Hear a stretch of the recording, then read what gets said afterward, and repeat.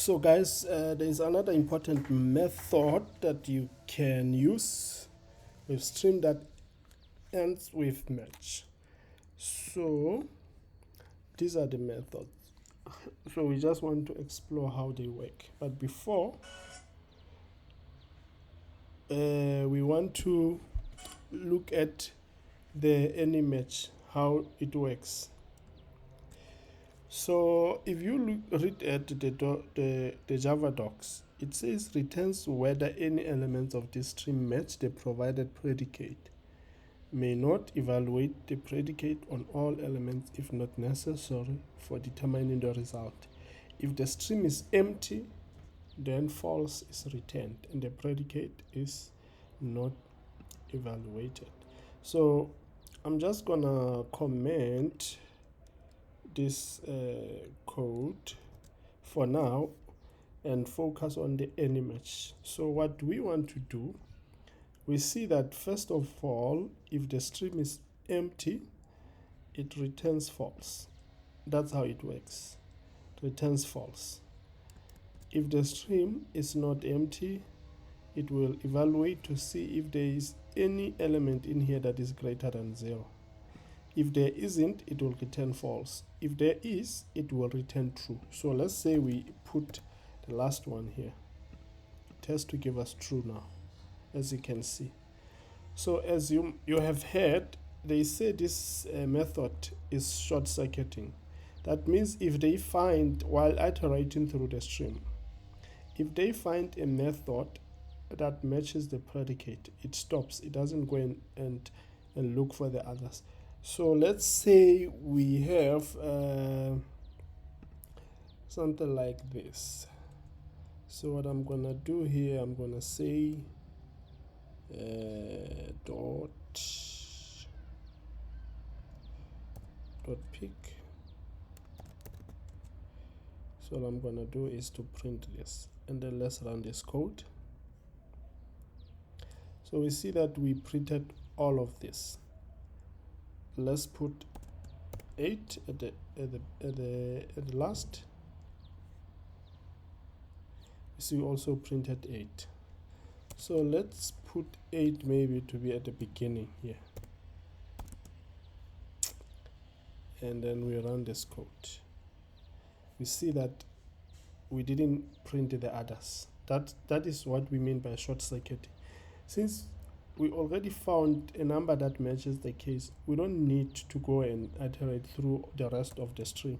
So let's put it somewhere in between here and then execute the string. So we see that we're able to print this 1 and 8. Then after that, we don't print anything because we already found what we were looking for. This is what we mean by short circuiting. So I'm just going to uncomment this code. We saw how anyMatch works. Then we can comment this one and we can also comment this one. So allMatch, let's read what the doc says. It says it's also short circuiting. Returns whether the blah blah blah and may not even evaluate other elements. It says if the string is empty, then the true is returned. So because this string is empty, we're gonna return true for this particular thing. Let's say we have -1 and 0. Let's run this code.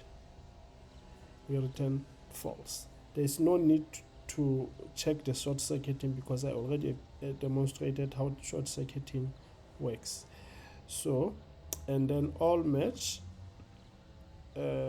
Let's put 1 and 80 here. Then we must have true because they all match the predicate.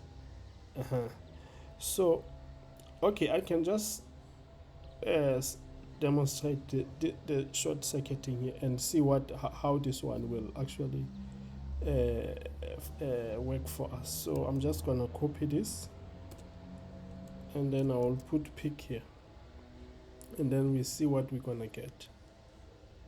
We see that we always get all of them because we need to check all of them that they match this case. That's why we have to print all of them. So if I was to put 90 here, we're gonna get 3 of them, because now we need to check all of them that they match the use case. But now if we find this one does not match, it means they don't all match, then we don't even need to go further to check the others. So let's see the short circuiting in this case. We see after we print this one doesn't match, we don't need to check the others because the condition is already false. Alright, so I'm just gonna uncomment the last one. Alright, so the last one is noneMatch. So noneMatch, what it requires is that none of this must match the condition. So let's run it.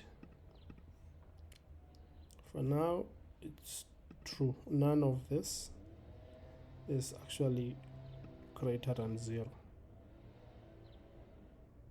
It returns true. So let's see if we have an empty list. We see that it also returns true.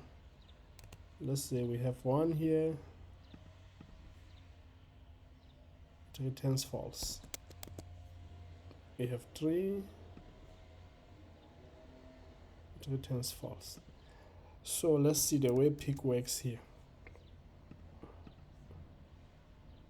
See that after 1, since it has found a match, it stops because 1 is greater than 0.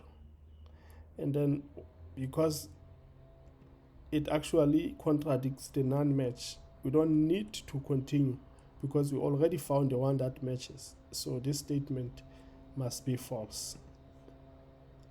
But let's say we make this one -1 and we run the code. We see that we print -1, then we go to 3. Why? Because we have 2 here and -3 does not match, which is what we are looking for. But when we found 3, we found that 3 matches, therefore it's false. So let's say we have 9 here and we run this code. We're not even gonna reach 9. But if this 3 was negative, it matches, so we go to search the next, which is 9. We print 9. So this is how the short circuiting works. This is how the noneMatch works.